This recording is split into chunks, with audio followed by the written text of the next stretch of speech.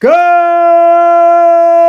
afternoon, everyone. It is indeed a What the Freak Friday, a football Friday edition of On Cue. As always, I'm your host, Rich Quinones. We are powered by our wonderful friends over at Three Brooks Bourbon. Get ready with tea, and of course, fresh roasted coffee will take you down to about 5:30ish, 5:45 on a What the Freak Friday edition of On Cue. And how about this? How about this? As we have one game in the books in the NFL on this September 5th, 2025. Get in on the conversation. You can always get social with us. It's very easy to do at Rich Q on Q, IGX, and of course TikTok Rich Q on the mic. A lot of football to get into. We'll mix in a little college football. John Bueller in about 10 minutes or so, about 15 minutes. I wanted to jump on a little earlier today because, wow, you get one NFL game in the books last night between the defending Super Bowl champ, the Philadelphia Eagles, and the Dallas Cowboys. And in a game that was actually entertaining until the rain delay and a couple of miscues here and there, the game will be marred and remembered by, yes, a rain delay, but also Spitgate. I mean, last night, I can't, I've been watching football for 40 something odd years, been covering football for well over 20. I can't recall a game where you lose a player to what appeared to be a torn ACL on the first play of the game.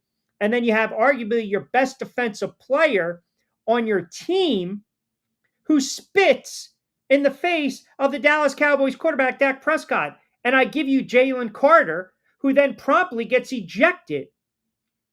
I mean, you can't make this up. You cannot make this up. You're watching this game last night. I never saw such undisciplined play from really both sides of the ball, to be quite honest with you. And after the rain delay, after Miles Sanders rips off a long run, a couple plays later, he fumbles with the Cowboys trying to go in for the go-ahead score. You get the rain delay, and they have an opportunity again late with around 3 and some change to go, 3 timeouts, and they dial up 3 long pass plays. And the Eagles hold them and stop them 24-20. The Eagles get a win, raise the banners. They're 1-0 as your defending champs. Jalen Hurts, the numbers weren't gaudy, but once again, Jalen Hurts just does what he does.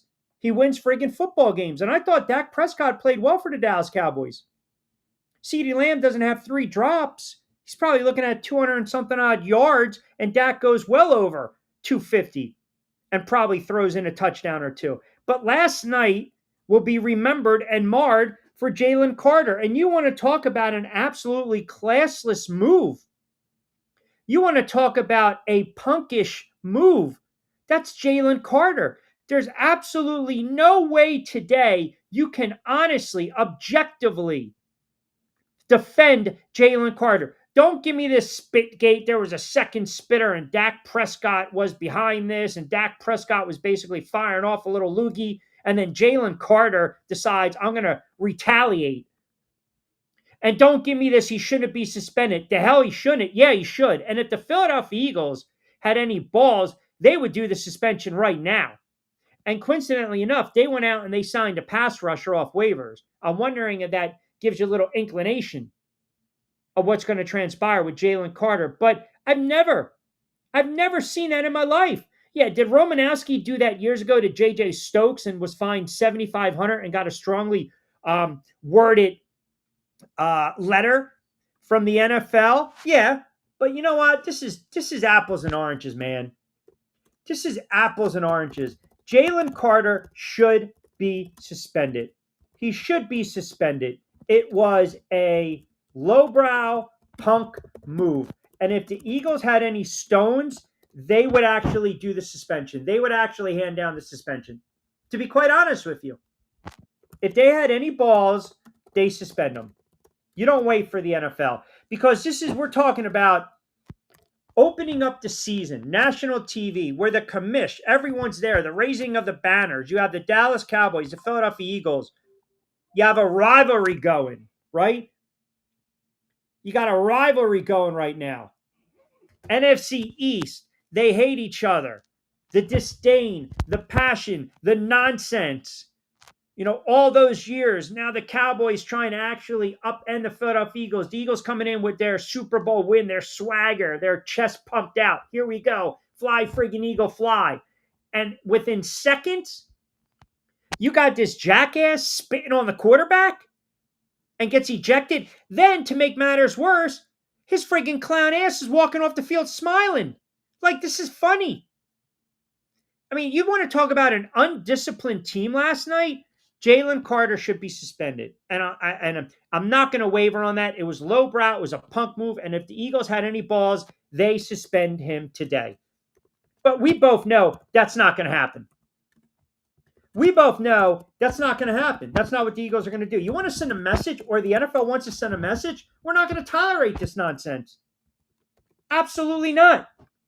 We're not going to tolerate this nonsense. And you guys can sit there all you want to talk. Well, Dak Prescott, it was almost like one of those little quick spits, man. He wasn't doing it with malice. There was no intent involved. That's disgusting, spitting on another human being. You do that anywhere else, you're going to get your jaw cracked.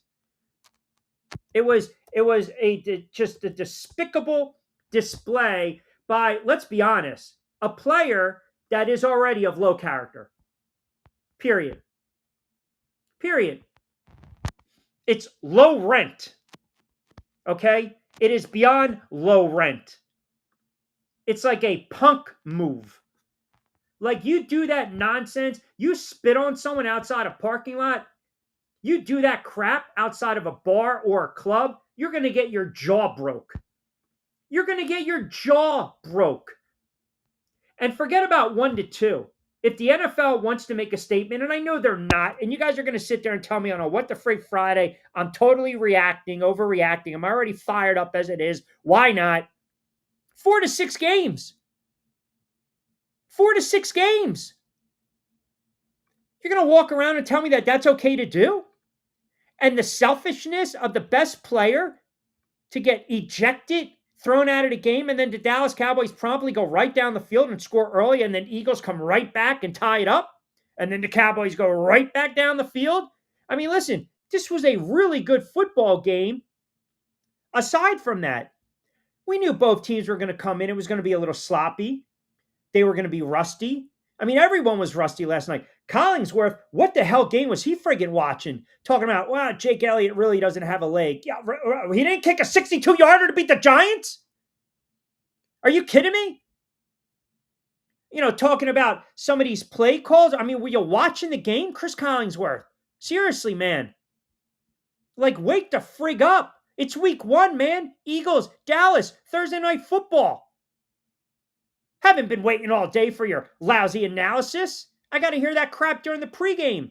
Jason Garrett always smiling because he's stealing money from the network. Oh, tell me something I don't know. The Dallas Cowboys need to keep the friggin' Philadelphia Eagles out of the end zone. Really? Great friggin' analysis, Clapper. I mean, honestly. And then, again, you see that kind of crap, and that's a game where, if you're a Dallas Cowboys fan, you got to be pissed off. That was a winnable game. That was a winnable game last night for the Dallas Cowboys. You had the ball back with 3 and change and a timeout, and the play calling was horrible. And CeeDee Lamb, hands of stone, looked like Featherstone in Unnecessary Roughness. Remember that movie? Don't throw it to stone hands. I mean, you go 7 plays, 27 yards. You had like 4 minutes to go. Incompletion. Then you get the 15-yarder. Incompletion. The 7-yarder. Incompletion. The play calling, you didn't even run the football. Like Collingsworth saying with 7 minutes left in the first quarter, oh, you don't want to score too early. Just stop, man. Stop. That game, the weather delay, think about this. You talk about the tide, right? So Sanders rips off a nice run. A couple plays later, he fumbles on the 10. Prescott makes a touchdown-saving diving tackle on Mitchell on the play. And the Eagles don't get the ball back for a long time because of the delay. So it actually almost helped the Dallas Cowboys. And then you get right back into the game. And the Eagles' offense, they were humming early. But you also saw some issues in the secondary. I mean, CeeDee Lamb was eaten. Adoree Jackson just couldn't stop him. And then Barkley was doing his thing. There were a couple missed calls here and there. the Pickens play. It happens. It's the NFL. But you watch that game last night. If you are a Dallas Cowboys fan, you are walking away saying, oh my God. You're basically saying, oh my God, this is a game that we could have won. We could have made a statement. You get the best defensive player off the field, and you got an opportunity to win the game. And you're still hanging around, hanging around. But I'm sorry, man. If I'm the NFL, if I'm the Philadelphia Eagles, I'm suspending Jalen Carter. I'm not tolerating that nonsense. I'm not. I'm not. The Eagles are a franchise that always sits there and says, we want character guys, aside from years ago with Michael Vick, but that's all you heard. We're not going to draft a player with the red flags. Jalen Carter already had red flags coming out of freaking college. With his driving ability or lack thereof. You're the defending Super Bowl champs, man, and you can apologize all you want. This is who you are. This is who you are. And, I got to read these waste of a time friggin' blogs from these Eagles fans. They're saying, shouldn't be. Yeah, he should be suspended. Imagine if a defensive player spit on Jalen Hurts or Saquon Barkley. Holy shit, you guys would be going nuts. You guys would be going absolutely nuts today. I can't believe it. Kick him out of the league. Suspend him. If that was DeMarcus Lawrence, get him out of the league. If that was Micah Parsons, suspend him. Kick him out of the league. 6 games minimum. You don't spit on another human being. You just don't. It was a punk-ass move. It really was. It was a punk-ass move, and it just shows lowbrow. This team is so friggin' unlikable, man. They are just so unlikable. But yet, they figure out a way to win an ugly game because that's what great teams do. That's what great teams do. They figure out a way to win a football game. And that's what they did last night to jumpstart the season. So I threw it out there. Do you think he's going to get suspended? Does he deserve to get suspended? And if so, how many games? You got the Brazil game tonight, Kansas City and the Chargers. We dropped all the games on the latest edition of BYP, Lloyd Vance and I. All the odds, everything is out. I mean, and again, last night, the 8.5. Yeah, you guys were right about that one. I thought it was a 33-16 type of game. But it wasn't the case. It was not the case. It's not even Hawk Tui Gate. I don't even know. Do we go Hawk Tui Gate? I think it was more like Spitgate or like in the Seinfeld, there was a second spitter. See, here's the difference with what Dak Prescott did. Dak Prescott was kind of like, you know what? You're walking around and got bad taste in your mouth and you just boom. Jalen Carter, his spit, that was spit with purpose. It was spit with purpose. And the other thing that really just rubbed me the wrong way last night is listening to the pregame. I mean, Rodney Harrison with the hard-hitting friggin' questions. Chris Sims, how about this? How about you sit there and say, hey, Chris, by the way, have you changed your opinion on Jalen Hurts? Does he still suck? Is he still a top 25 quarterback? Is he bottom of the rung, bottom of the barrel? I can listen to Tony Dungy bringing nothing to the friggin' table. Rodney Harrison with the hard-hitting questions. Well, if you hold on to the football, you got a chance to pick up yards and you can win. Really? I mean, I'm just so over this nonsense. I'm telling you. And like I said, don't give me this nonsense about Dak. That spit was just an oh, by the way spit. Jalen Carter, you spit on me, I'm gonna crack you in the teeth, man. I mean, I'm gonna crack you in the jaw. Period. It is a punk ass move. I just spit on my driveway instead of my lawn. What the F pisses me off, all this childish crap. Low rent, NFL becoming NBA-ish. It was very low rent. D chimes in, who, oh, by the way, is a Dallas Cowboys fan. And I know he's ticked off. That's the worst inhumane thing. It is. Spit on another human being. Wow. Jalen Carter should get 2-game suspension, salary for a 2-game fine. Yeah, everyone's always talking about, hitting them with the suspension. I mean, hitting them with the fines, right? Yeah, you dock them the money, but where you hurt them is when you take them off the field, right? Because now all of a sudden we're talking about potential incentives, clauses in the contracts, hitting certain numbers. I'm not going to allow you to play. You don't earn the right. You haven't deserved to play. You do that kind of crap. And listen, this guy was a friggin' red flag coming out of Georgia. We all know this, and they glossed over it. They glossed over it. Why? Because he was a great college player. But it's like nowhere do I remember. I mean, we not talking about what happened with the car crash? I mean, no one wants to bring that up. January 2023, March of 2023. We don't want to talk about that stuff, though. We don't. We never want to talk about that. As long as the guy can make plays, that's all anyone ever cares about. Period. Type of action happens repeatedly on White Horse Pike. Yes, it does. That's not good. That's not good. You spit on the Death Star, Mike, you'll be banished. I agree. I agree. Actually, Joey B, I think the Death Star Mike deserves. Come on now. Stop. Come on, stop. The Death Star Mike did absolutely nothing wrong. I'm fired up today because week 1 of the NFL season, I got to deal with these horrible, asinine friggin' takes. I do. I can't take it anymore. Like, so what are you bringing to the friggin' table? If I'm sitting there, I'm going to interview the player. I'm not going to ask him about his friggin' pregame, man. Oh, by the way, do you still feel you're slighted because you won a Super Bowl, you're MVP? Do you even pay any noise to that? Hey, how about our colleague Chris Sims thinks you suck? You have any words for Chris Sims? Yeah, I'll throw him right under the friggin' bus. That'll teach him to come up with these lame-ass lists that have absolutely no validity to them. I mean, just enough already with this nonsense. I'm telling you, I watched that broadcast last night. What the hell? Again, what the hell does, Jason Garrett bringing to the table? And I'm seeing it now across these networks. I really am.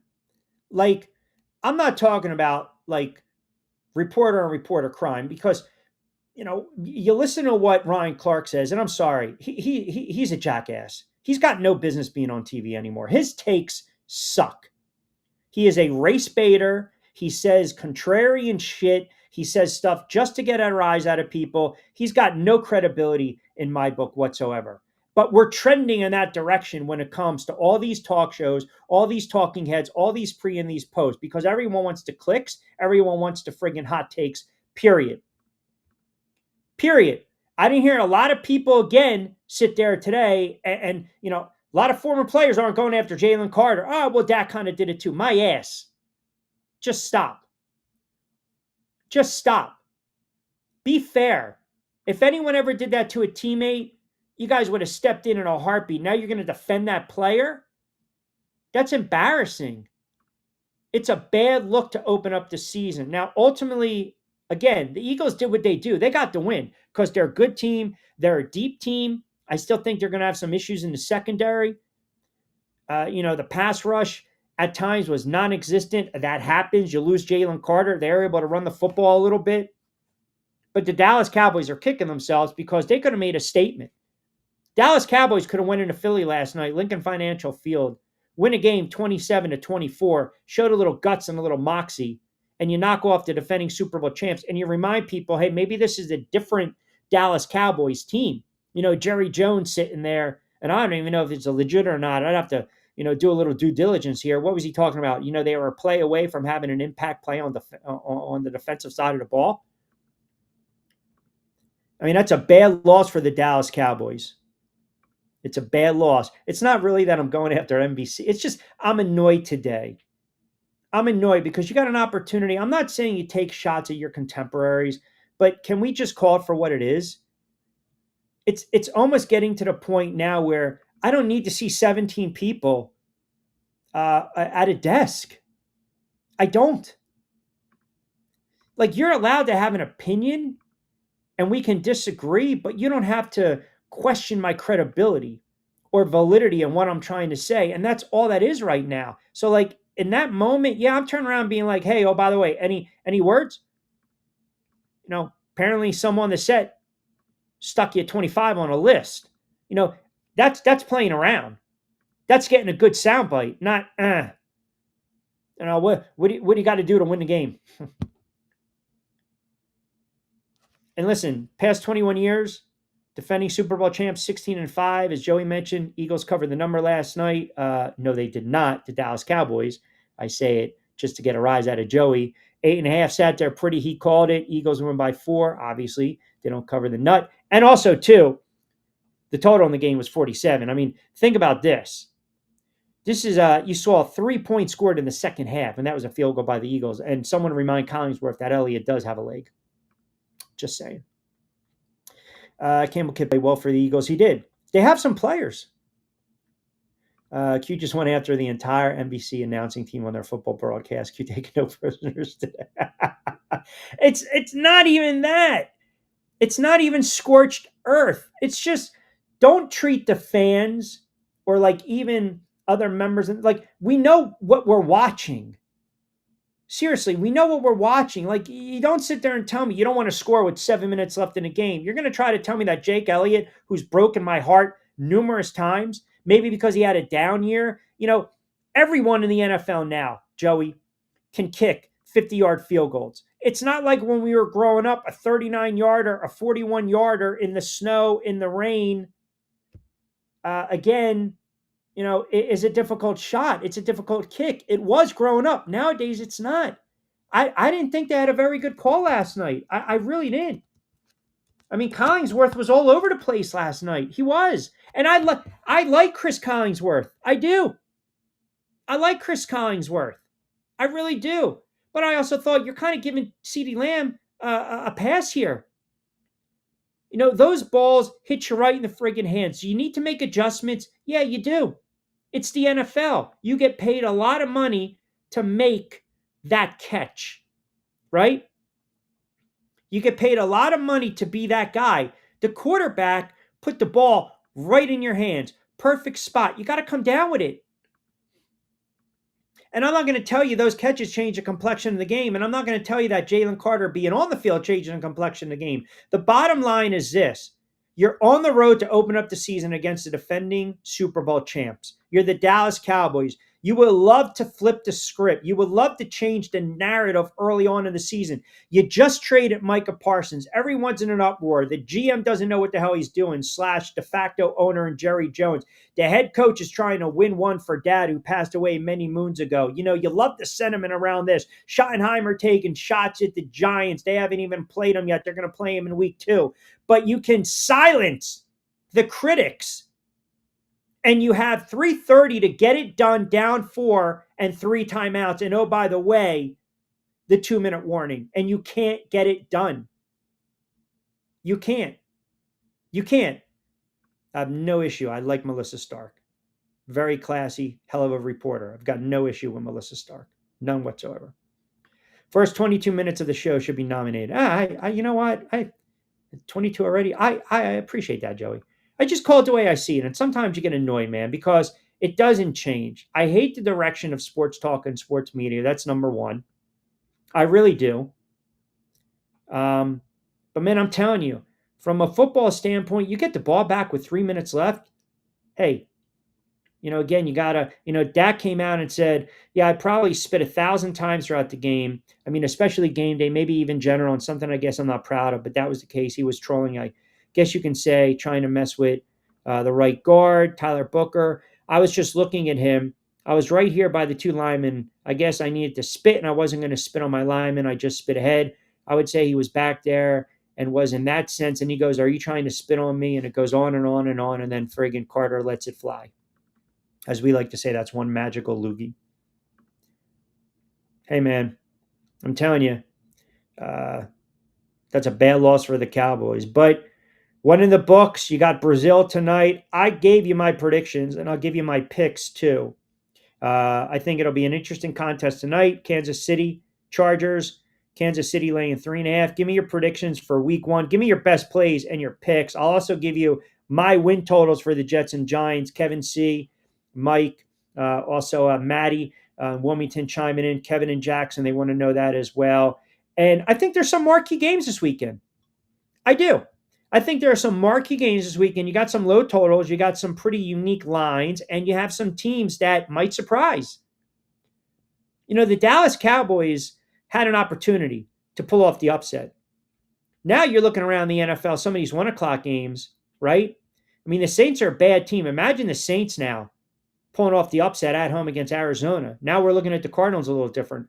How about the Colts at home laying 1.5 against Miami and the new look Dolphins, right? They've got some issues. Daniel Jones will be under center for the Colts. You got teams that we already know week one, you hate to say it and you joke, is a must win. It really is.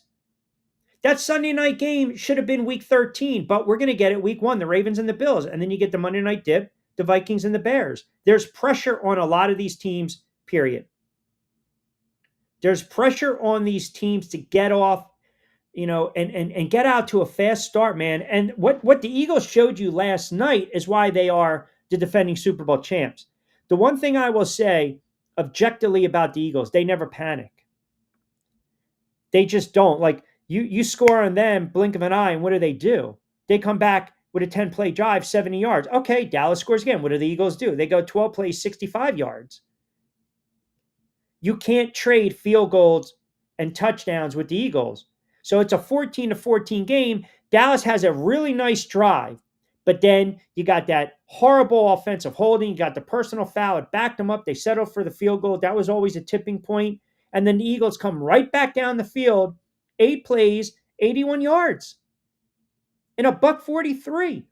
And even though Dallas kicks a field goal to make it 21-20, you just felt that, the Eagles are going to find a way to win this game and make a play, even during and dealing with the delay. And then ultimately that fumble and then the delay, Eagles punt, Cowboys punt, Eagles have an opportunity, to put them away, and they shut them down in downs. Dallas, it's a bad loss for the Cowboys.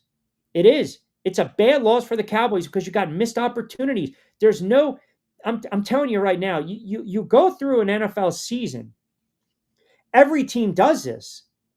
There's certain, you weigh the percentages, the risk to reward, how this might play out.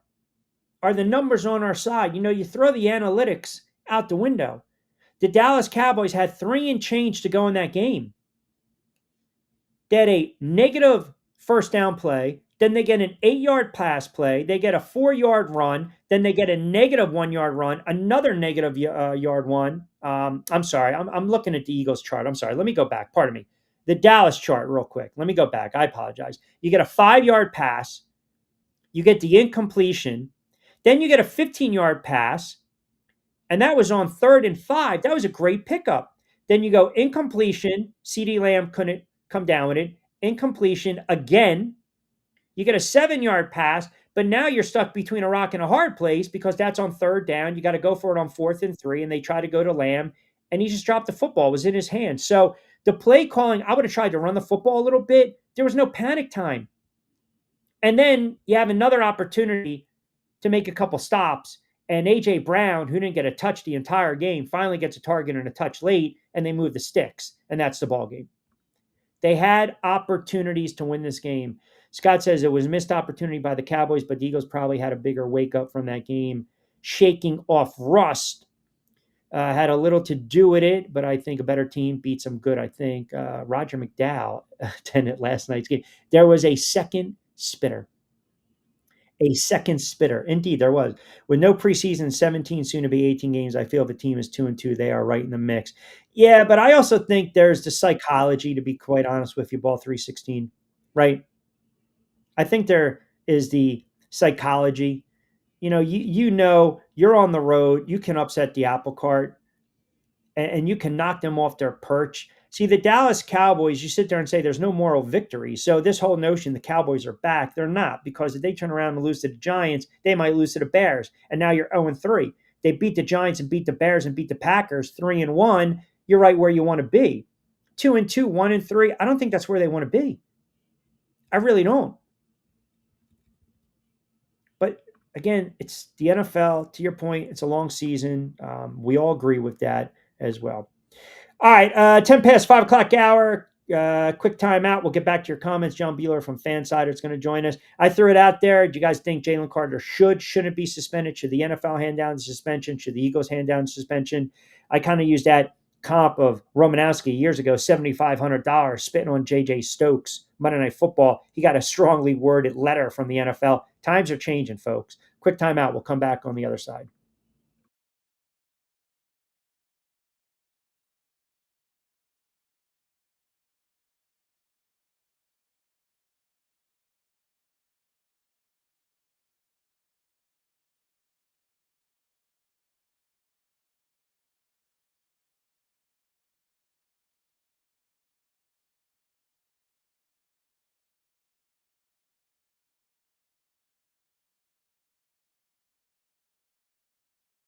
All right, welcome back, everyone. Couple minutes past 5 o'clock hour. We'll take it right down to 5:30ish, maybe even 6 on a What the Frig Friday edition of On Cue, hosted by myself, Rich Quinones. We're live on the YouTube channel XSR1029. By the way, want to mention the new episode of Back Your Play. That'll be airing Sunday, 11 a.m. to 12 noon on Channel 48 WWON in New York. So for all you New York fans out there, we gave you some good player props with the Jets and the Giants, who I think both will come away with week one losses. All right. So with that, we welcome in our good friend from Fansided. How are you, John?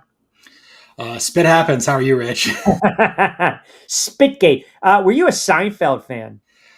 Oh yeah, definitely watch all the reruns growing up. Again, like it ended when I was like 8 or so, but like I had like a Kramer picture in my room, Yeah, my dorm room. nice. They So you call know it. about Roger McDowell, the second spitter. Oh yeah, couldn't have. Yeah, Keith Um, Hernandez couldn't happen to a better person. that's right. That's right. A nice game, pretty boy. There we go. You watched that last night. I mean, look, 6, 7 seconds in, he gets injected. So everyone's going to sit there and say, well, for all purposes, he was suspended for the first game. I mean, it was a bizarre play. I don't condone it. I think it was lowbrow. Do you believe the NFL will hand down a punishment? And if so, do you think it's going to be a fine or it's a suspension? Or should the Eagles levy a punishment? I would hope that Nick Sirianni and the Eagles staff just handle it in house. I mean, you missed all but like 6 seconds of the game here, and I don't trust the NFL to handle punishment correctly.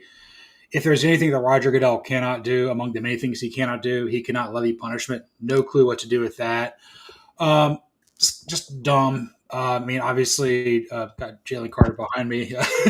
He retaliated to what Dak may or may not have done. It just kind of shows me that all 30 NFL teams can kind of get in the heads of key players on both the Cowboys and Eagles going forward. And for the first game of the season, I'm like, this is really all we can talk about. This is just some backyard nonsense. But Yeah. And it's unfortunate because it overshadows the fact that the Eagles showed you why they're defending Super Bowl champ because they made the plays when they had to make the plays, and the Dallas Cowboys had the ball with three and some change, three timeouts, pretty much right around midfield. They couldn't get it done.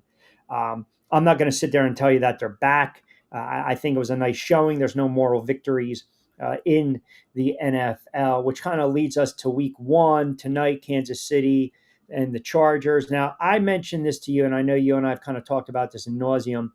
You look at some of these games, and there's always storylines in week one, but you know, do we see more pressure? Is there more pressure on a team like the Chargers or Kansas City? Do you believe the window is closing for the Bills, the Ravens, and the Lions? Like, and I kind of highlight those teams because those are the teams we kind of pencil in every year when we're talking about the postseason. yeah, like last night, we're like, okay, the Eagles won a game where they played with their food. That's what all the Georgia players on Philadelphia do anyway. So I'm not really surprised there. Kind of showed us last night that in a game where Dallas could have won, they couldn't get it done. It's going to be more of the same old here. But yeah, you're absolutely right. There are teams out there where the window is wide open and it's closing. I look at the game tonight between the Chiefs and the Chargers. Chiefs like the Eagles, like anything can happen this year. It's okay. I mean, you've built up enough clout with your team, your fan base, and everything like that. I will say with the Chargers, like Justin Herbert has to do it this year, or it's never going to happen. I'm just so tired of people anointing him in that same upper echelon with other quarterbacks out there. Never going to root for Jim Harbaugh again, but like he is a really good head coach, and the Chargers have a lot of talent there. Maybe the Chiefs pull back a little bit. I mean, but then at that point, you've got to be banking on the Chargers or Denver to really make a charge there at the AFC West. And they could, but it's like the same thing in my division. Like the Buccaneers, the team on top, NFC South until proven otherwise. But I'd like to see any of this and all this happen. Yeah, I mean, look, I think I think Kansas City. there's pressure because I believe you had the sour taste in your mouth. I understand having the equity. Like now, I went on the record yesterday, and you might be taken back by this, but I have Washington and Denver in the Super Bowl. That's my pick. I'm sticking with it. I got 2 second-year quarterbacks. I'm a Knicks guy. I'm a Daniels fan. I think Denver wins the AFC West. I think Kansas City is going to be a wild card team, but their run, you almost get this sense it's kind of coming a little bit to an end. I mean, Mahomes is still Mahomes, but Rodgers put up better numbers than Mahomes last year. Yeah. And Kelsey engaged, and Andy Reid, who knows how much longer he's going to coach. I mean, I, I think if they can't get back to the Super Bowl this year, then that's it, man. The run's over. There'll be playoff teams, but I just don't see them getting back because I think the AFC conference is really good, and you have young ascending talent. And your point on Herbert, I almost comp it out to this: Trevor Lawrence with Jacksonville. Like, if not Same. Yeah. now, when? But you see where I'm going with Kansas City? Like, is there any part of you that feels, yeah, you know why they got throttled in that Super Bowl? Now, how do we measure them? Do they get off the mat? That revenge tour, and pick themselves up and just run rough shot, and then they get back there and win it again? You're like, whoa. Or, can this be a total just, 10-7, 11-6, and they get bounced in the first round?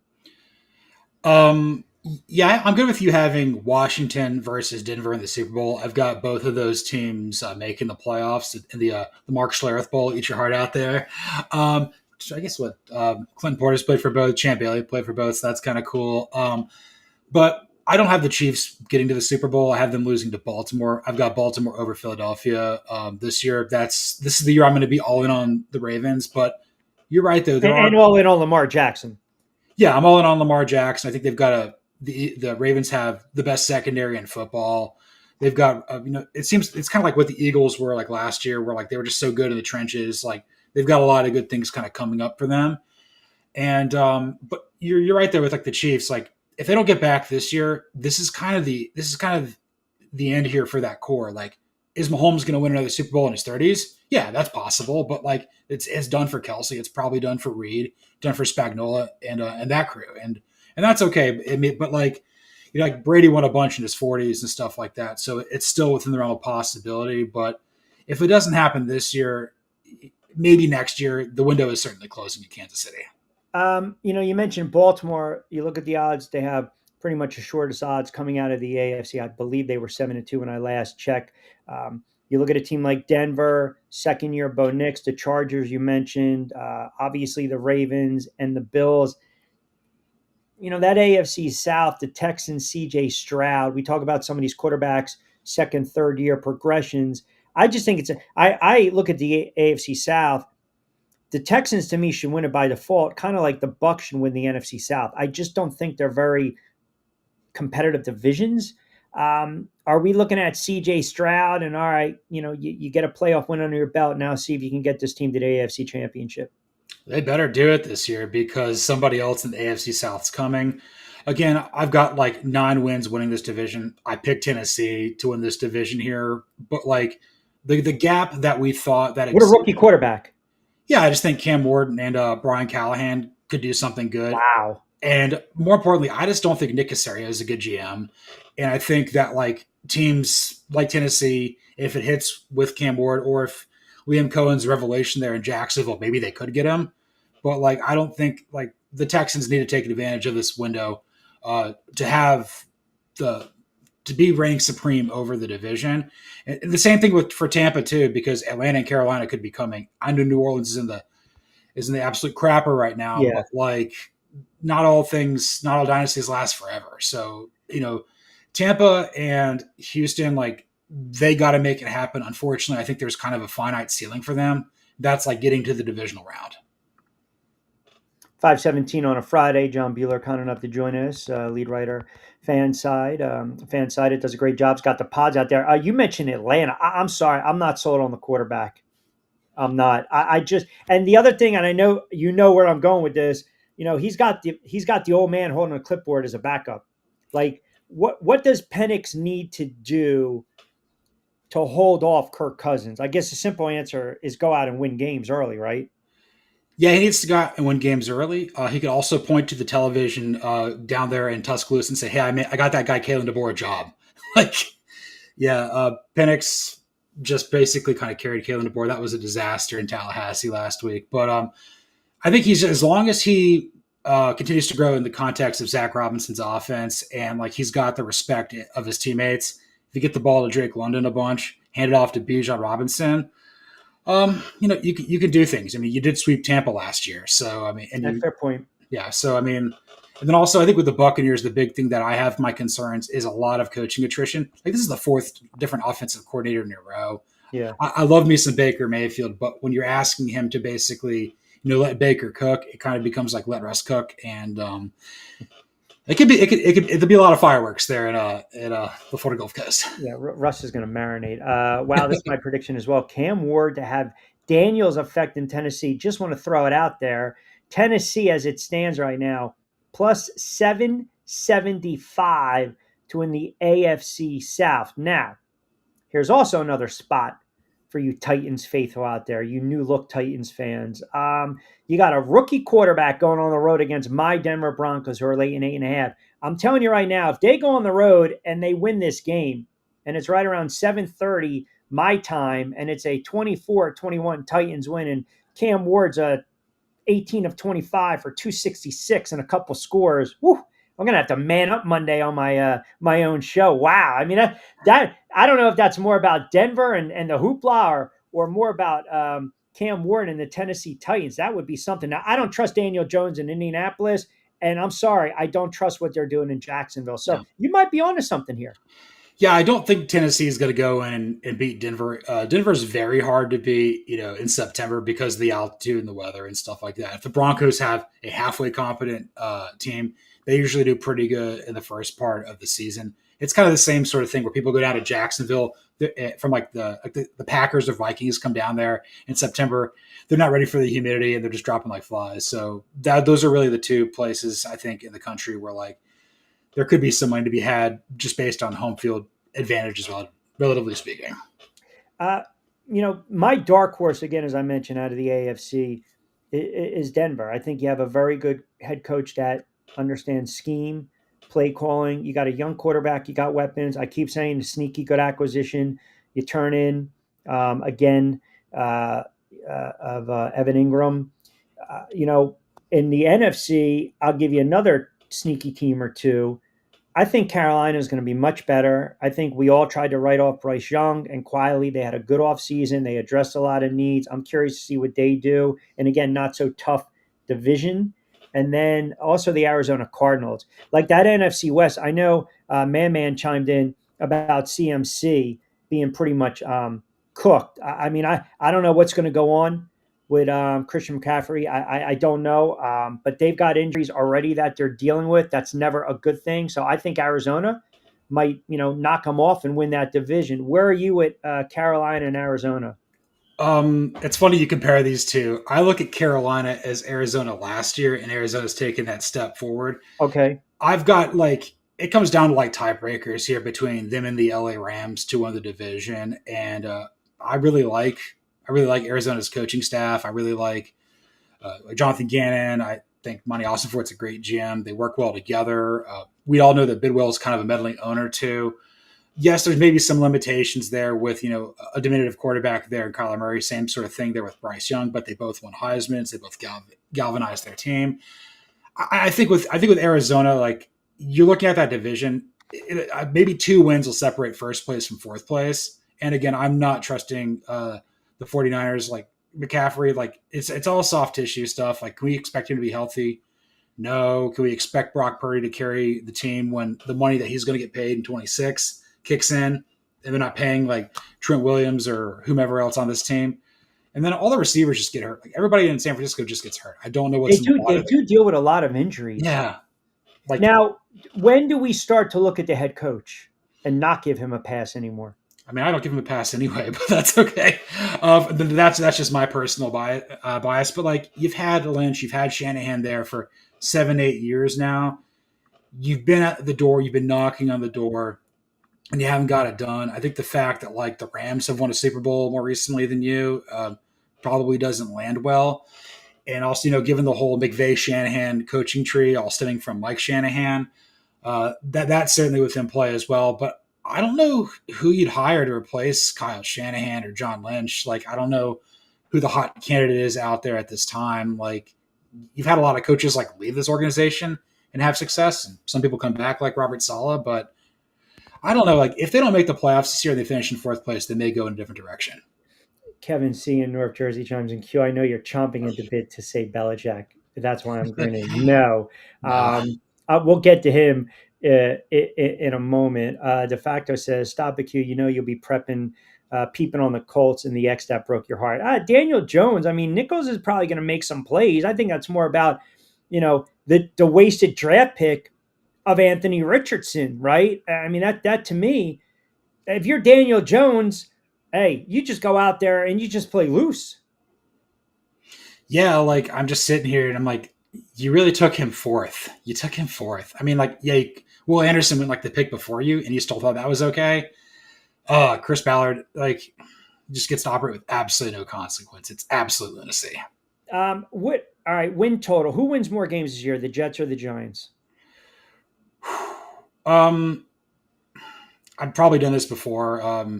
I would probably go with the Giants because I think there's upside with Jackson Dart, whereas Justin Fields is just wasting everybody's time. But he's a bridge, right? Yes. So low risk, potential high reward. And you and I talked about this. Pittsburgh wanted to resign him. We tested the waters, and then boom. And then Pittsburgh basically was, pretty much all their eggs in the Aaron Rodgers basket. I still believe, I said this yesterday with Lloyd Vance, and I said, this will be Mike Tomlin's last season. And he laughed. And he's like, guys never had a losing season. I said, it's I this don't year. care. I don't care. He's gonna go 7-10 with Aaron Rodgers. It's gonna just be awful. I think they're a 5-win team. I think Aaron Rodgers gets hurt midway through the season, or he starts to gripe that his receivers can't get open. Mike Tomlin starts to feel the heat, and they decide it was you talk about Justin Fields. This can be a horrible marriage. It can be a short-lived marriage, to be quite honest. It's like Jennifer Lopez with one of her backup dancers the first time around, not the 12th. I mean, it's going to be 3 months, and that's it. This, to me, I look at this team and I'm like, they're going to be bad. I don't see any type of silver lining. Aaron Rodgers can't move around. He's one hit away. And man, I would have actually re-signed Justin Fields, who's younger. He can or run. Drafted a quarterback. Yeah, why didn't you draft Dart? I don't understand what you're doing. Or draft Milrow. That would have been better than this. Because yes, Mason Rudolph will keep the wheels on the tracks here, so to speak. But you're essentially one Aaron Rodgers hit away from being Cleveland. Which, again, think about that. So what's more likely to happen? I want to get back to the Giants for a second. I believe Jackson Dart, his pencil in right around that Saints game if they're bad. And maybe their defense, like my worst case scenario is their defense plays and Russell Wilson cooks. They let him cook. He doesn't marinate. He doesn't simmer. That moon ball is finding Neighbors and Robinson. And, they're making plays. And, a great season prop to maybe play for you guys. I think the kid Tracy goes over 1,000 yards, by the way, the running back. But that being said, they've got some weapons. They fixed the defense. If the Giants win 7 or 8 games and they play meaningful football past friggin' Halloween, which never occurs around here over the last 10 years, if they're, 7 wins right around December, that tells me Russell Wilson's starting all 17 games. Is that the best case scenario as a Giant fan because you drafted Jackson Dart? Or is the best case, hey, Russ, appreciate it. You won a couple games. We're 5-4. We're 3-4, but we're going to go to the kid. It's got to be he's either got to be terrible or it's got to be really good. If it's anything in between where you're trying to convince himself that maybe we can get that number 7 seed and the that's the problem. That's why I hated the fact that they brought in those quarterbacks. Yeah, I'd much rather it just be Jameis Winston because at least it's fun and it's not going to just be pandering nonsense with Russell Wilson. And I think really the big thing for me is just Brian Daboll's every single decision is going to be even more scrutinized at that point, and I'm not sure that he's equipped for that. I think he's a really good offensive coordinator. I think but you got Mike Kafka now calling plays, John. He's horrible. He's got no business calling plays. Nah, he's probably just going to go coach at his alma mater at Northwestern next year. That thing's cooked. Do you see, some of these teams upset alert week one? I mentioned Tampa Bay's going down to Atlanta, Cincy and the Browns. That Dolphins Colts, that's another team. The Dolphins, if they get off to a bad spot. How about the Patriots? I feel as though a lot of people are kind of waiting to see what the Patriots, how it kind of unfolds. You bring in a head coach. He knows the Patriot way. He's got the pedigree. You got a young quarterback. You got some weapons. We saw their defense, make some plays. Can they be a sleeper team coming out of the AFC? I got them going 10-7. I think they're right there in the mix to be a playoff team. I don't know if they quite get there, but they could be they could be as good as if it goes well, like with the Bengals or something like that, where like you can see, oh yeah, they can win a bunch of games here. But I think the biggest thing for the Patriots is I don't trust the Dolphins at all, and I don't trust the Jets at all. And somebody's got to finish in second. That's the team that I think is going to do it to Buffalo this year. Yeah, mentioned the Giants and Commanders, Panthers and the Jags, Titans and Broncos. We already talked about that. 49ers, the Lions and the Packers, right? So now you got Yeah, Jordan Love. They make the move from Micah Parsons. They're laying 1.5 at home. The Lions kind of quietly went about their business. Maybe the Lions are in the same boat as a Baltimore, as a Buffalo. Like, if not now, when? I mean, this is a team that it was all lined up for them last year, and then Washington goes on the road and puts up 45. yeah. I mean, I had Detroit winning the division just because I think they've got a lot of talent there. I still think Dan Campbell's a good head coach. I think Brad Holmes is a fantastic general manager. But you do downgrade losing both of your coordinators. You got John Morton replacing Ben Johnson on offense, That's right. And then and, Aaron Glenn. Kelvin Shepard replacing Aaron Glenn. So you will pull back a little bit. We kind of saw that with the Eagles in some capacities, like the previous Super Bowl run where they lost Steichen to the Colts and Gannon to the Cardinals and everything like that. But there is a good enough structure and core there within Detroit to where you're like, yeah, I think they can win about 12 games. I will say though, the Packers getting Parsons, that gives them a little bit more variance. That gives them a little more giddy up. And I'm not going to bang my fist on the table here, but like I've been wanting the Packers to get a player like this for years. Right. They haven't had a guy like this since Charles Woodson. When you get a Charles Woodson, when you get a Reggie White, when you get a Right. Micah Parsons, someone of Right. that ilk, you can go win Super Bowls. The problem is Matt LaFleur is your head coach. Yeah, and I'm not entirely sold yet on Jordan Love. I think he's a Me neither. good quarterback, but you know, sometimes you're going to get that 18 of 35 and some struggles. Vince has been listening to Cleveland radio lately. People are delusional picking the Browns this weekend. Most of them think they're going to win between 7 and 9 games. Now, Scott, who also listens in, is a big time Browns fan. So I think if they go out and they win, if they beat Cincinnati, that's more of an indictment on Cincinnati. And if, Yeah. if, if Joe Flacco scores 28 points, then it's the same old Bengals defense. Now, that's another team we're talking about wasting Joe Burrow's career and his prime. They made the moves. They re-signed. They gave the money to Hendrickson. You're taking care of your defensive end. You drafted defense. You went heavy. I can't see them losing this weekend. I mean, and if you're Cleveland, you're kind of in that boat with the Giants, right? Don't you want to struggle a little bit to see if they turn around and go to Gabriel? If it doesn't work with Gabriel, then maybe you get to see Shador Sanders. Yeah, Cleveland's one of those teams where like you got to find out what you have with Gabriel and Sanders before it's too late because if it doesn't go well and you win something like 5 or 6 games, you're in the market to draft Garrett Nussmeier or Lenore Sellers or whomever you want. Both guys certainly looked the part this past week and at times. It's Archman is not coming out, but like you want to. Flacco's like 40 or something like that. He can't keep playing forever, and the last thing you want to do is become Pittsburgh, where you're just like, oh, we're going to keep trusting this retread of a quarterback here when like there's another guy out there. I mean, yes, you went out and drafted Pickett, but I knew he could Yeah. play. You kind of got enamored with the fact that he started in your stadium at Pitt as a fifth year senior.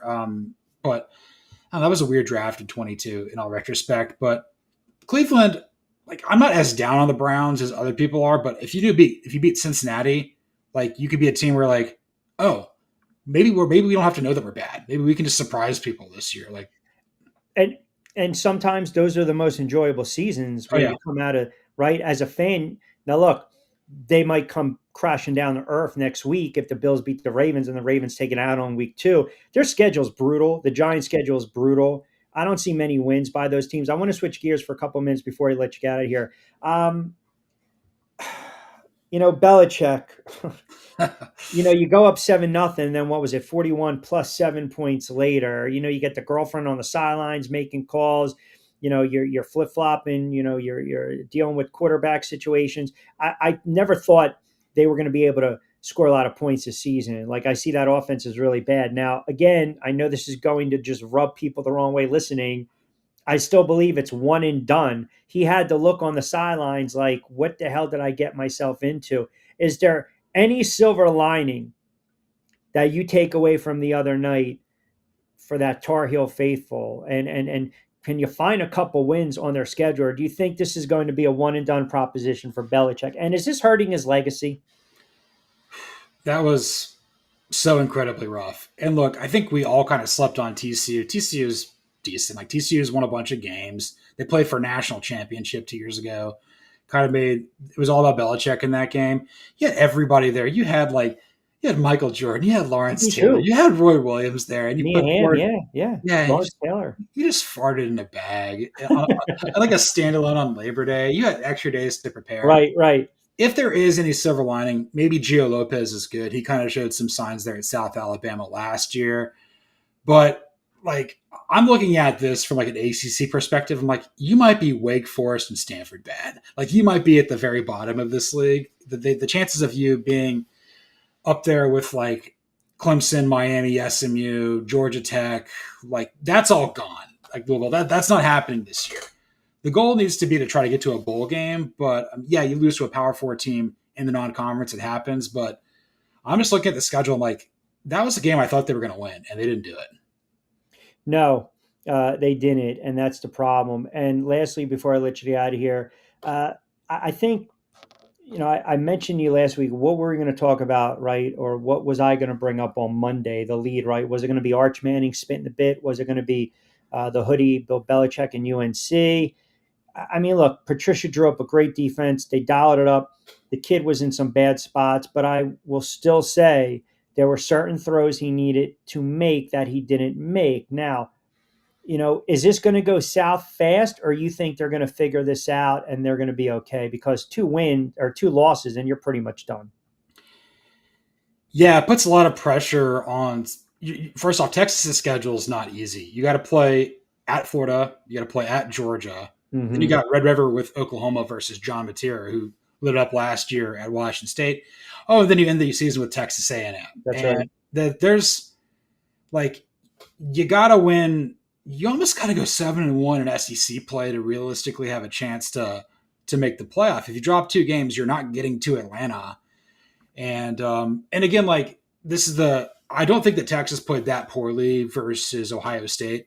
I think it was just 2 really, really talented defenses. But Sark did not do Arch any favors in this game, and he sarked it up. That's what he does. Yeah, I mean, it was brutal to watch, but I'll say this: after that incompletion, I think it was the second to last drive of the game. That second throw, that throw on second down, that's an NFL throw. Oh yeah, he had a couple that looked fantastic. Like, Yeah, he did. All right, so you got the NFL Week 1, you got college football this weekend. What did you bang out with the pods? but I bang out the pods. Just a whole ball of nerves heading into week 1. Trying to convince myself the Falcons are going to win with a field goal off the foot of Young Wei Koo to win 27-24 over the Bucks on Sunday. May or may not happen. That'd be cool. And then obviously in the college sort of thing, just reacting to everything that's happened with Kalen DeBoer. That's not going very well there in Tuscaloosa. But on the other side of the coin, we got Michigan versus Oklahoma this weekend. Sharon Moore is going up against his alma mater. And then he's got to serve a 2-game suspension for the Burgers, That's and right. which is so weird. I kind of like OU in that game. I think Mateer's going to cook. All right, nice, man. We'll follow you as we typically do on social and the pods as well, and on Fanside. I always appreciate you, brother. Enjoy a lot of football, even tonight I know. in Brazil, Kansas City, and the Chargers. We'll do it again next week, pal. Thank you. All right, sounds good, Rich. Take care. All right, there you have it. Our good friend John Beeler. Great stuff from Fanside. By the way, a ton of comments coming in with you guys a ton.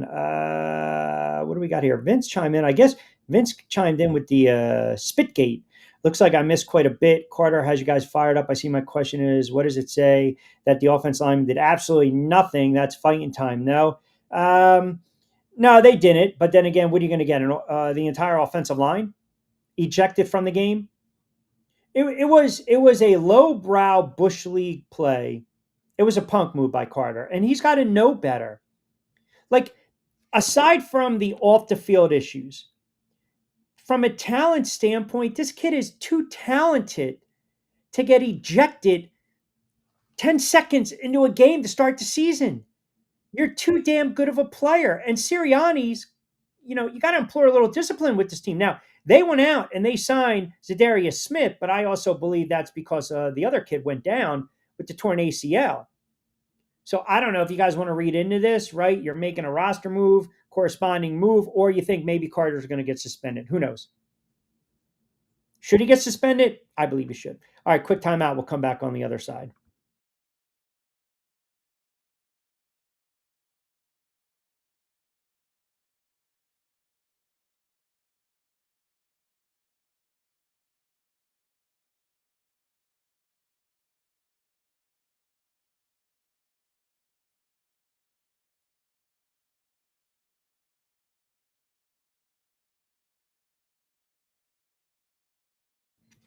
So I put this out on Facebook about Jalen Carter. Brian chimes in. Uh, Let me read these off for you. Russ chimes in. My mind says 2 games. My heart says free Jalen. It's so funny. All these memes coming out. Like I feel Jalen Hurts doesn't like to throw the ball in the direction of AJ Brown. But anyway, Donna chimes in. 2 spitters, although one spit on the ground in front of Jalen Carter, not on him, but Dak did go out of his way to antagonize Jalen. Why is there the only way you can all win? Both behaved badly. Then Brian says, I think it was already kicked out of the whole game. He'll get a fine bigger than any spitter, but he's also suspended. They have to look at Dak too. Yeah, like I said, Jalen Carter spit with purpose. That's the way I looked at it. Still, the Cowboys had an opportunity to win that game. All right, give me some predictions. What do you guys think? Week 1, you got tonight as well, by the way, Kansas City and the Chargers. And oh, by the way, we got about 20 to play with. You guys never gave me your Super Bowl predictions. You never gave me your Super Bowl predictions. Speaking of layups, anyone taking Belmare's insanely stupid interview on ESPN? He was better off saying nothing. I did. Why the hell are you even going on the mothership? I agree, Vince. That was horrible. Like he had to backtrack big time. I want to know, who do you guys got Super Bowl? Super Bowl predictions. I agree 100% about Carter, but the O-line is supposed to protect the quarterback. If someone touches or spits on him, it's fighting time where I come from. Well, you spit on me outside in the backyard, you're going to get your jaw broke. I agree. De facto is taking a couple of shots today from me, too. These Browns fans must be drinking Q's layups. Disrespect continues. Now, see, Michael is a smart person, very smart man. Q's a legend. I wouldn't go that far, but I appreciate that. De facto says corporation or correction, Broncos Super Bowl victory. Corporation check must be in the mail. Hey, listen, man. I'm telling you, mark the tape. You guys did it. Scott did it. De facto did it. Hopefully Michael did it. Bronco Nation did it. Yes. Not only a Super Bowl appearance. Should we put it back on the board? Should I put it back on the board for you? I even gave you a score. 34-31. Bo Nix. He just sounds like a franchise quarterback, right? He sounds not like Bo Callahan in draft day. Remember Bo Callahan? He slid. His stock slid because no one went to his party. Bo Nix, the complete opposite. Bo Nix, your Super Bowl MVP. Denver wins it 34-31. All right, let me give you let me give you some of my plays. A Bird Bowl, 35-14. Eagles over the Ravens. Wow. I don't know about that. Let me give you the picks, and you guys can keep them coming in. Here are my plays. And again, we put these up on BYP, Back Your Play, from our good friends over at Fresh Roasted Coffee. Use that promo code BYP20. Week 1, where the heck are these suckers? Where do I? Here you go. All right. So I got the Chiefs tonight. I hate to, that hook, but 3.5 over the Chargers. The Commanders will win by at least 13 over my Giants. I got an upset here. I got the Panthers, who I think are a playoff team. Give me the 3.5 over Jacksonville. The Bills need this win to set the tone for the season against Baltimore. They are at home. They're getting that half, and I saw at some places a point, so to speak. Give me them over Baltimore and the Vikings. I don't trust the Bears at all. Give me the Vikings, the new look Vikings. By the way, I didn't even mention the two other quarterbacks, Seattle with Darnold and Geno Smith with the Raiders. I still think Seattle is going to be a very good team. I think Darnold's going to have a decent season. I don't think he's going to duplicate the season that he had last year. As far as these other games, Kevin wants to know my thoughts on the Giants and Commanders. Look, it's pretty simple. You gotta unleash Carter, right? Sexy Dexy. You got to get something from Thibodeau. You got to get something from Burns.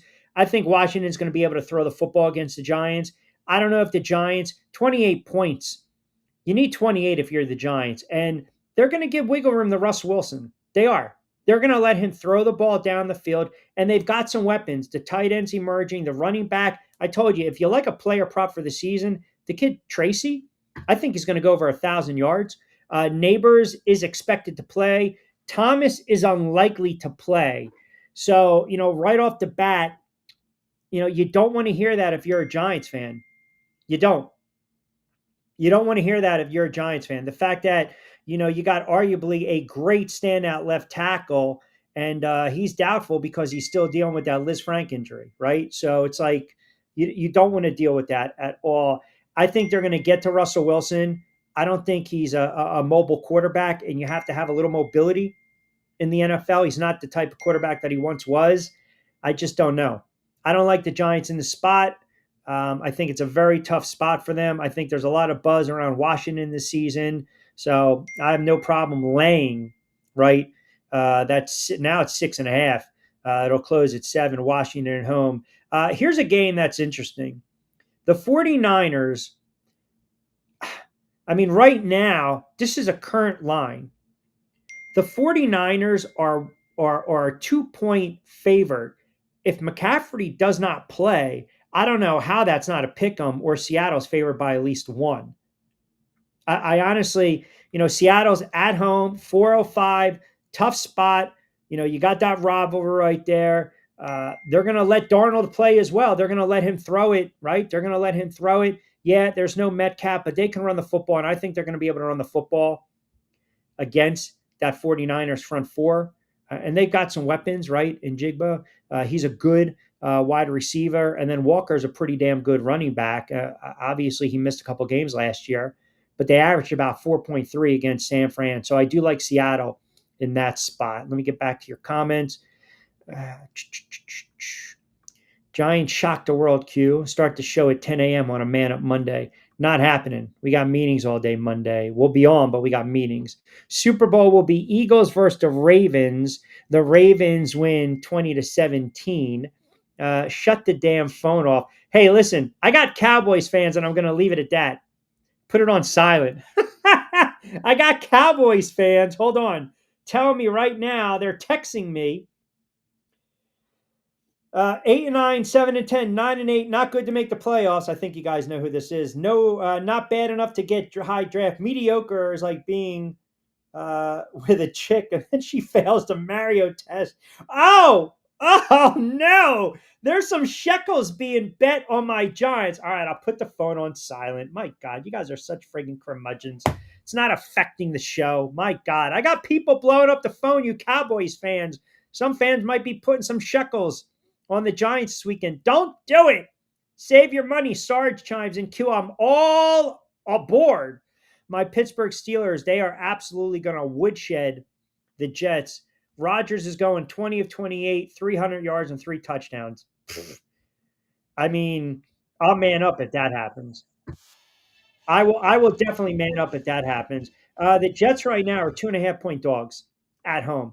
Tells you what the odds makers think of the Jets this season. They don't think they're going to be very good. Kevin chimes in, my God, Q, your audience attacking you for having your text messages on. I know, not bad. But you know what? They listen, and that's okay. and I don't mind that. D chimes in. Q, you mentioned it. Wasted opportunity for the Dallas Cowboys is going to pinch them in the ass. I don't think this team's going to win 6 games this year. They showed you a couple things last night. Dallas Cowboys showed you a couple things last night. They showed you that they can move the football a little bit. Now, granted, Jalen Carter was not playing. But they also showed you Dak Prescott comes in a little lean. He can move around a little bit. CeeDee Lamb's a good wide receiver, had a couple bad drops. They also, remember, they were able to get, a little bit of pressure on Jalen Hurts. It wasn't sustained pressure, but they were able to get a little pressure. Jay chimes in. Q, did you check out XCMC says his injury is nothing serious. He feels great. Seems like he's playing on Sundays. Does that change your view on the game? It doesn't. It doesn't. I still think that's a very tough spot for the 49ers to go and open up the season. And how effective is he going to be? There is a substantial amount of pressure. We talk about some of these quarterbacks. Geno Smith and Sam Darnold, they're de facto journeyman quarterbacks. And Geno was able to carve out the niche with Seattle, and he was able to turn around his career.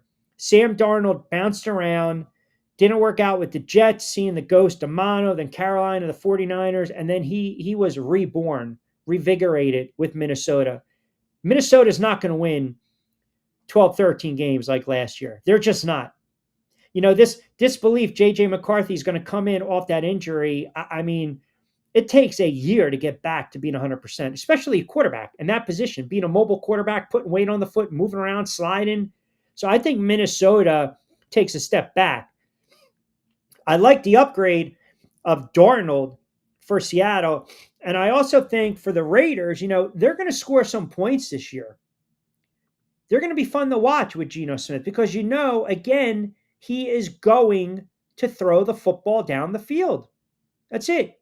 Will chimes in. Q, what hill are you going to die on this season? I think I've stated it already. I think I've stated it. I will stand by my Denver Broncos and Washington Commanders in the Super Bowl. I really will. I don't think there's any other hill. When you make that proclamation, it's not for clicks. It's not to stir the pot. It's not contrarian.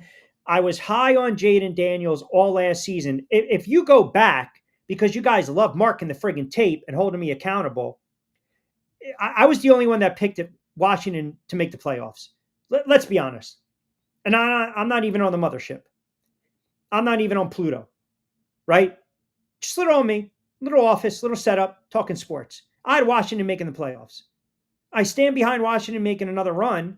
And I also stand behind, again, the Denver Broncos because second-year quarterback. I believe in second-year quarterbacks. I believe the ascension is there. They trend up. Marino, 84, 85, well, 83, 84. But you know what I'm saying. Marino, Big Ben, Joe Burrow, we've seen it.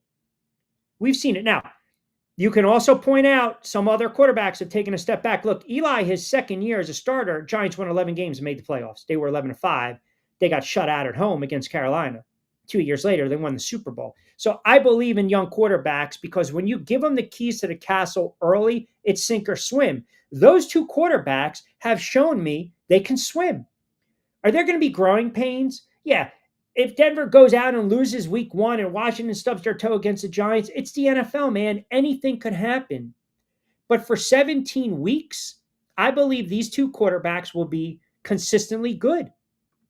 Am I going to throw them into the Jalen Hurts, Lamar Jackson, Josh Allen conversation, Joe Burrow, Patrick Mahomes?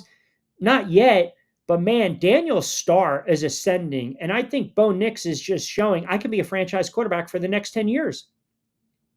And one of the other reasons I'm high on those franchises, they haven't had franchise quarterbacks for so long.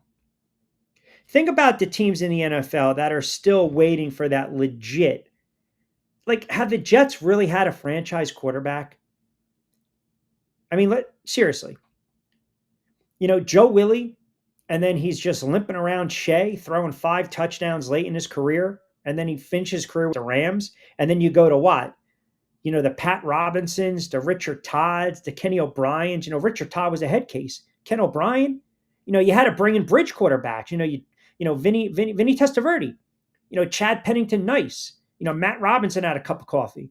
But they never really had that franchise quarterback. The Ray Lucas didn't work out. It didn't. Think about the quarterbacks they drafted, and it didn't pan out. They were big time hits for the Jets. Ever since the Giants and Eli retired, the Giants haven't had a franchise quarterback. So there's more optimism with the Giants than the Jets because the Giants believe at least they have the franchise quarterback in the room, in the building, as we say. The Jets don't have that. I don't believe Justin Fields is a franchise quarterback. I just don't. I really don't. But again, go back to the Jets. I mean, the Jets, year in and year out, man, all those quarterbacks that they drafted, it just never worked out. It's almost like what Cleveland did. It's almost like what Washington did over the years. It's so hard to find a franchise quarterback. Mark Sanchez, yes, brought him to 2 AFC championships, but he lasted a couple seasons. Geno Smith, stopgap. Ryan Fitzpatrick, stopgap. Sam Darnold, it didn't work out. Zach Wilson, it didn't work out. Aaron Rodgers, bridge quarterback. Same thing with Cleveland all those years. Washington all those years. The Denver Broncos, after even Elway, they were still trying to find a franchise quarterback. They were still in search of a franchise quarterback. And it's not like they fall from a tree. They don't. And they thought, the Denver Broncos had a remarkable, John Elway dragged some bad teams to Super Bowls, man. And then what did they do? Elway retires.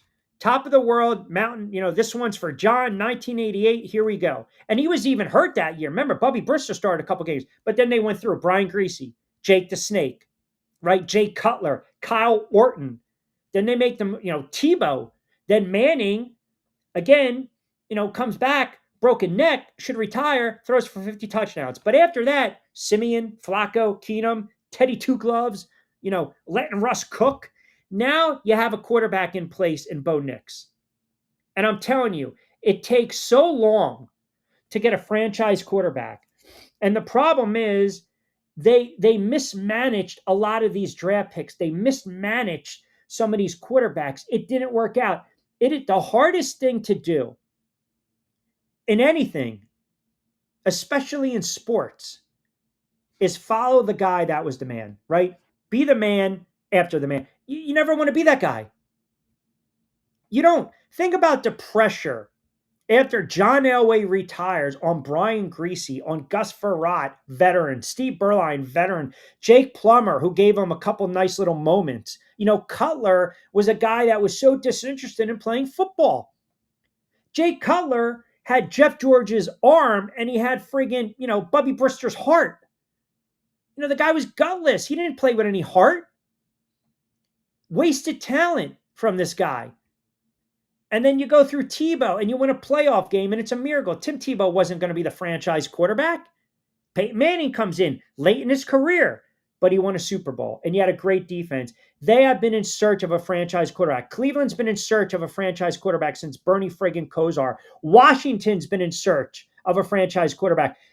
Jason Campbell started 16 games, 4 straight years. Kirk Cousins. Now you have one in Jaden Daniels. He is a star. He is a star.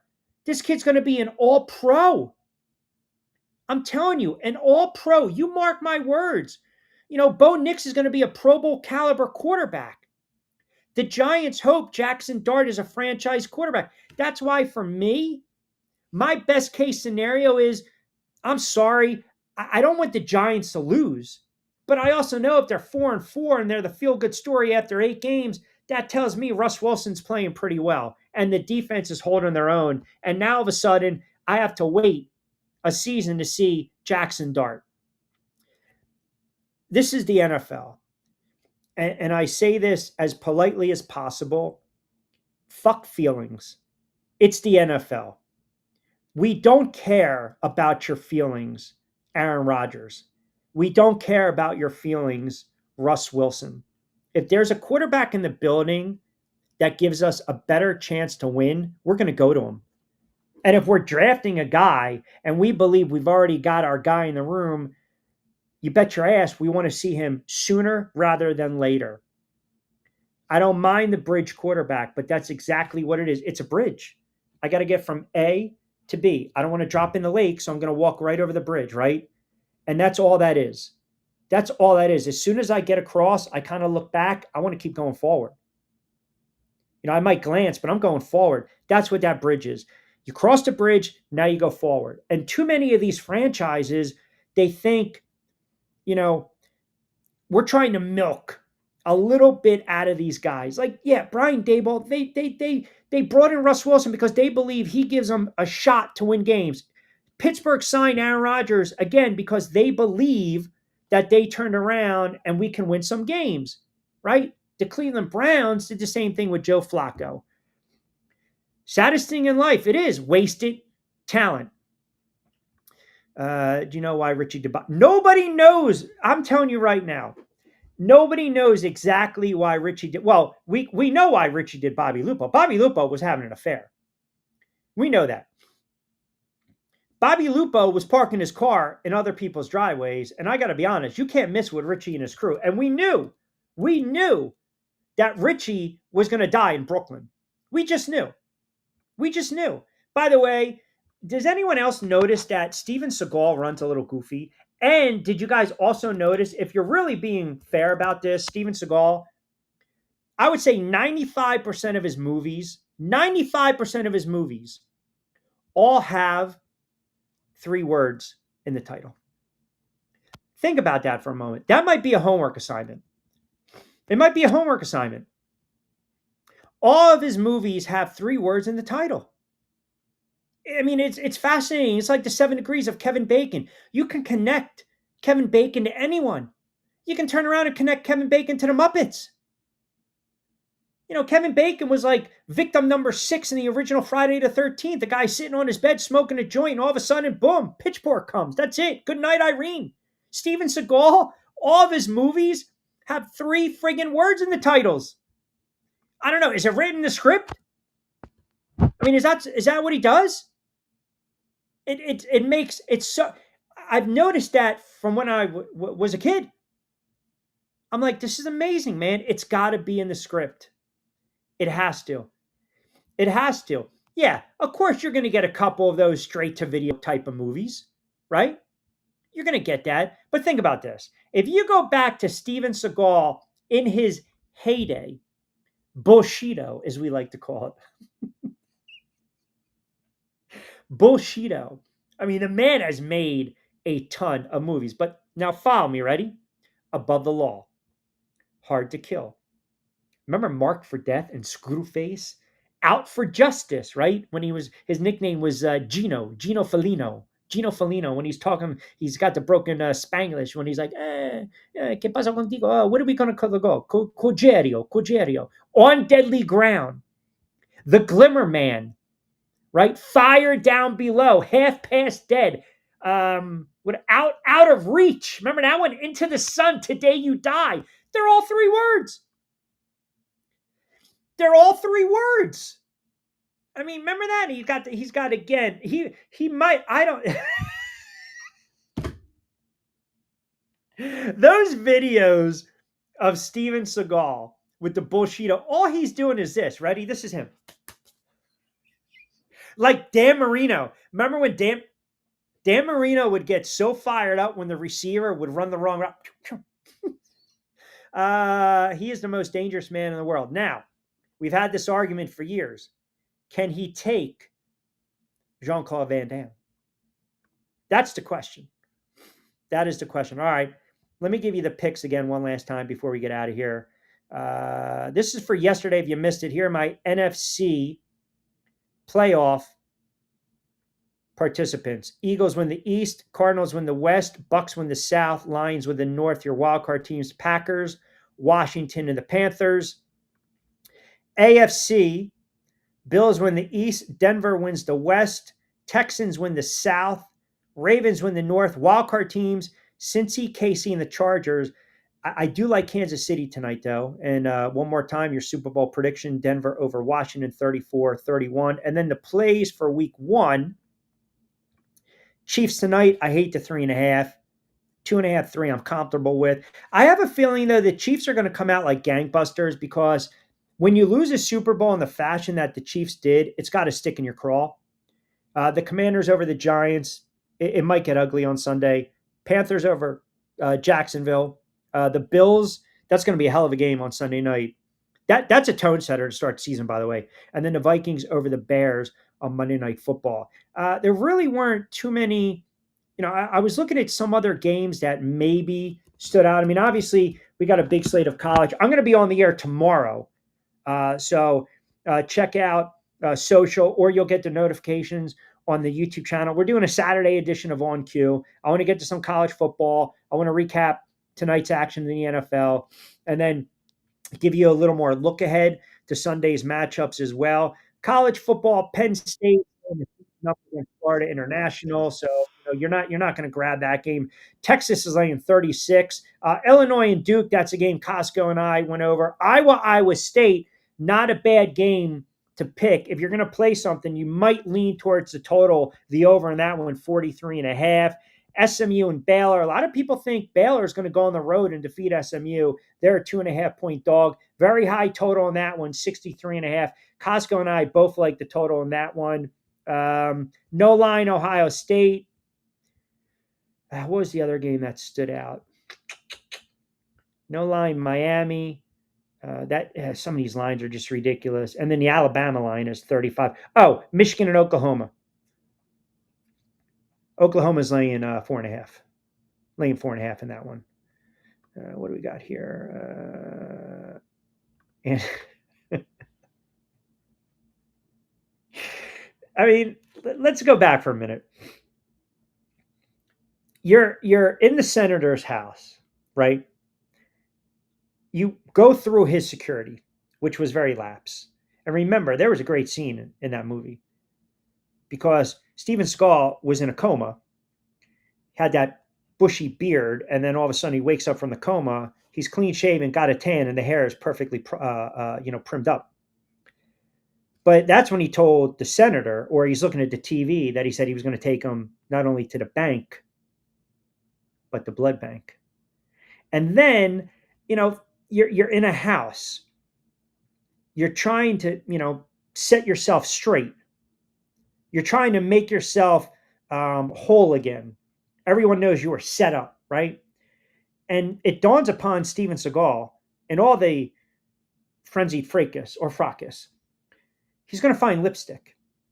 And he's going to lift over the toilet seat. And he's literally going to put anticipation of death is worse than death itself in lipstick.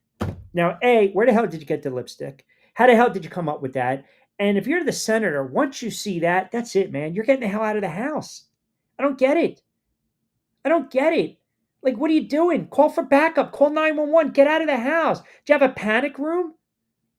You're not defeating Bushido. You're not. You're just not.